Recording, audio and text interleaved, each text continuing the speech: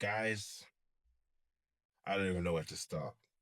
Arsenal versus Man United. Man United running out as 3-2 winners. First off, before I go in on my own team, I'm going to give Man United the props that they deserve.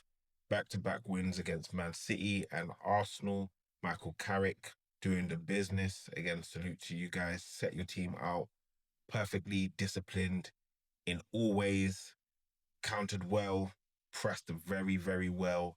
And when the time came for you to have the upper hand, you controlled the game exceptionally well. Now, with that out of the way, I'm going to talk about my own team because listen, listen. I am tired. I am tired. I am tired. I can speak for all Arsenal fans here. We have been through it. And listen, last week I was angry. In the first game, I was angry because opportunities, as I've said before, opportunities that you get against Liverpool, opportunities that you get against Forest, you have to take them. You have to. You absolutely have to because things like this can happen. And if you've done your job, you built up enough of a lead to say it's bad, but it could be a whole lot worse. However, this is the whole lot worse because Arsenal now see themselves 4 points clear at the Premier League. And again, I was told against Forest, I was told against Liverpool, don't worry, it's okay. You're 7 points clear. It's fine. No, no. I know my team. I know my team. And we'll get into the overall breakdown of Arsenal. But listen, 3-2 win. I'm going to go through it very, very briefly because this is a different kind of video for me. Normally, I break down the ins and outs of the game. Not this time. This is really just one of those games where, as a fan, yeah, my team have knocked me sideways. So coming into the game, a lot of optimism. Jesus up front, Hincampe at the left back position. The rest of the team would be probably as you expect. Odegaard starting again. Okay. And listen, Arsenal played pretty well, but they played well without having that threat continuously. They weren't preparing the Man United goal. They were having lots of the ball. They were moving it around well. They were having a lot of corners, but they weren't dominating in terms of shots and shots on target and really putting Man United in jeopardy. They did get the opening goal. Good work by Saka. Finds Odegaard. Odegaard slips the ball through. Timber's there. Comes off Martinez. And it's 1-0 to Arsenal. And you're thinking as an Arsenal fan, okay, guys, we're going to actually push on. We're going to get the victory. We're going to make it 2-0 potentially, and we're going to just kill off Man United. But as soon as we scored the goal, Arsenal lost absolute control of the game, and they never got it back. They never got it back. For some reason, we never got the control of the game back. And it was actually a mistake from Zubimendi. He passes it back. And Bremo is there to finish off what is one of the easiest chances he will have. And it's 1-1. And Arsenal lost complete momentum as soon as that goal went in. Emirates went down, players went down, and it would be something that would actually continue for the game. But my question is, why are we playing it at the back? Why are we playing it at the back? The moment there's a bit of danger, just kick the ball up the pitch. Just kick it up the pitch. But no, we play foolish games and you win foolish prizes. It's 1-1. We go into halftime and you're thinking as an Arsenal fan again, it's not optimism. It's doubt. It's we've messed up the last 2 game weeks. Are we gonna do it again? Dropping points here is not good at all. Draw, not good. But you come out of halftime and the same energy is there. The same team is there. No changes were made. And Arsenal continued with the same exact energy. And it would only take 6 or 7 minutes before Patrick Dorgu will score a worldie, half volley, and Arsenal were down 2-1. Midfield was in disarray, not sure what they were doing. Again, brilliant goal. Raya had no chance. And again, I was there thinking, what is going on? This is a game you cannot lose. This is a game against Man United, who, let's be honest, if you're an Arsenal fan, you hate them and they hate us. And it's a lovely world to live in because you know exactly what it is. And you're thinking, okay, are Arsenal going to push on?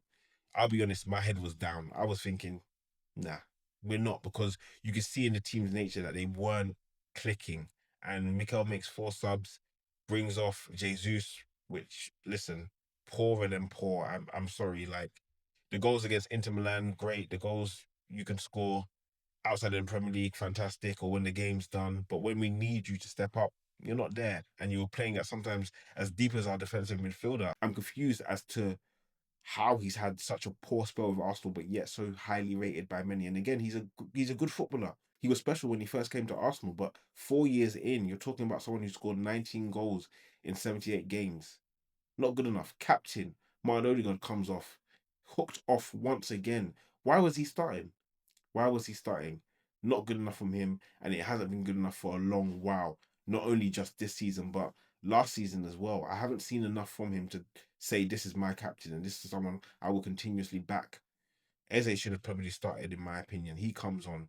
Moreno comes on for Zubimendi, who had his worst game in an Arsenal shirt, in my opinion. Not only for the goal, but sloppiness across the pitch. And you also see Hincampe come off. He was okay. They moved Timber to left back. White comes on.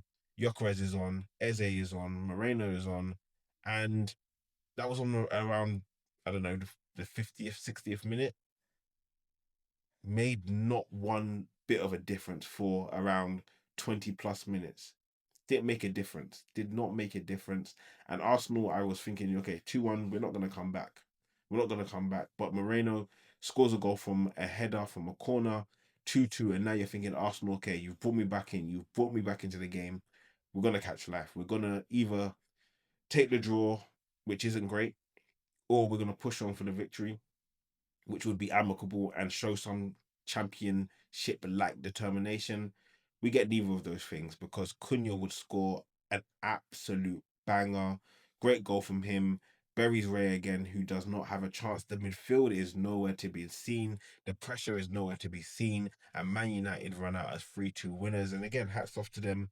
But Arsenal need to look at themselves because I said it against Forest, and that's the game where I was really angry. Right now, apathy has taken over. Apathy has taken over, guys, because you had your chance against Forest to get the job done. You had your chance against Liverpool to get the job done, and you didn't. You didn't. This is a team that could have been sitting 8 points clear. And even if they lost the game, 8 points clear. That's not a bad gap. But 4 points with a team that has shown time and time and time and time again that they can't get the job done, we are meant to believe that this time it will be different. You've got to show me something. You have to show me something to make me believe because Arsenal fans will, yes, be doubtful. Emirates will, yes, be in a position where there is a lot of doubt and a lot of annoyance. And can you blame them? Can you blame them? Because when you had the opportunity to shut the book closed on the title race, or at least close many chapters, you didn't get it done. And now you drop points at home against Man United. Yeah, not pretty at all. And a lot of people are going to come out of the woodwork against Arsenal, against Mikel Arteta. The fans are going to suffer. Trust me.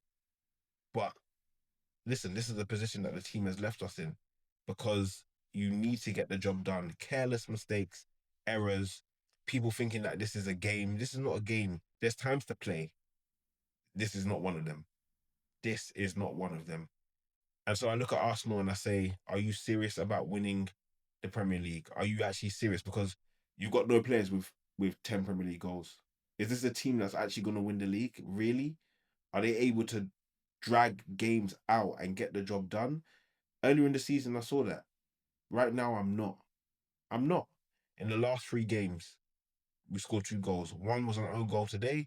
The other one was from a corner. Not good enough. Not good enough. And the manager, and again, I want to win every competition we're in. Do not get me wrong. I want to win every competition. But when you're prioritizing first team players to play in a Champions League game rather than having them play in a game where we can solidify our Premier League lead, that's a problem. When you're prioritizing them in a competition like the Carabao Cup semi-finals instead of the Premier League, that's a problem. Mikel has to hold his hand up as well because there's opportunities where, for example, against Liverpool, by half time, you knew this team was not at the races. Make the triple change then. Make the 4 changes then. Did you do it? No, you didn't. You let the team settle and wallow for another 15, 20 minutes without doing absolutely anything. The game against Forest, again, push the button early, change the game early. Did you do it? No. Today, again, the energy, you could change it from a sub, for example. You can change it. What is happening in the dressing room where you're coming out with the same exact energy? Did anything change? No, it got a lot worse. And then as soon as we concede, four subs. Proactive. Proactive instead of reactive is what Arsenal need to be. Gabriel Jesus, again, I spoke about his numbers. 19 goals in 4 years. Are you kidding me? And now is your time to. And now is the time where we need you to finish what you started. And could you? No. Poor. Captain. Poor. We've got Gyökeres, who scored, what, 5 Premier League goals in 21 games? You're looking at a strike force that's got, what, 99 games in the Premier League at the moment and scored 24 goals? That's not going to win you a Premier League. And it shrouds doubt against every player in the team, every section of the team. For example, the strikers. Do you believe in any of them? No. Can Kai come back and actually be a force after nearly a year out? Who knows? The wingers, Saka hasn't scored in 13 games. Leo's performances have fallen off a cliff. Are you going to trust Martinelli? Probably not. Are you going to trust Noni Madueke? No. Eze can't get consistent game time. The captain is having a shocker game after game after game after game and still starts and starts and starts and starts. Zubimendi, who's normally been pretty good with a poor performance, how is he going to bounce back? Declan Rice, again, normally a very, very consistent performer, but he didn't even have the best of games today. You look at the defense that is normally solid, has been praised time after time for its performances, and again, they cannot seem to stop a Man United team from scoring 3 goals at home. Questions have to be asked. Questions have to be asked, and Arsenal need to stand up and answer them because, again, you're putting yourself and your club in the position to be a laughing stock once again. Someone said it. Is this a humiliation kink? Because Arsenal fans have been through it. No two ways about it. We have been through it. We have suffered enough. And this team have a 4 point gap with 15 games to go. You've got a Champions League game that I don't give a toss about. You've got a Carabao Cup game semi-final that, again, who doesn't want to win a trophy? I'm never going to turn that down. Never going to turn that down. But my focus is on the Premier League. And that's where the focus of the manager needs to be. That's where the focus of the team needs to be because all of these wins and going 7 out of 7 in the Champions League and qualifying for the Carabao Cup final, yeah, it's nice. It's nice. But we know what we've been through. Get the job done. And this is why I harp on the fact of those Forest games, the game against Liverpool, even the game against Chelsea versus 10 men. You take your chances. You take your chances. You kill when you need to kill. And that's something that Arsenal have not done. And that's something that they can pay for and ultimately regret if they do not win this Premier League trophy. Tensions are high. You cannot go through what Arsenal fans have gone through the last couple of years and expect everything to be calm.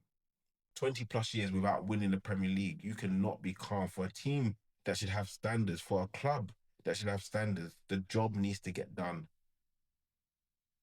And so Mikel needs to look at himself, the players need to look at themselves, and Arsenal fans, it's going to be a long week. It's going to be a long week. But guys, let me know your thoughts. Arsenal fans, I want to hear what you have to say. Man United fans, again, listen, enjoy the victory. You deserved it. You earned it. Make sure to comment, like, subscribe. It's been EDA. Peace.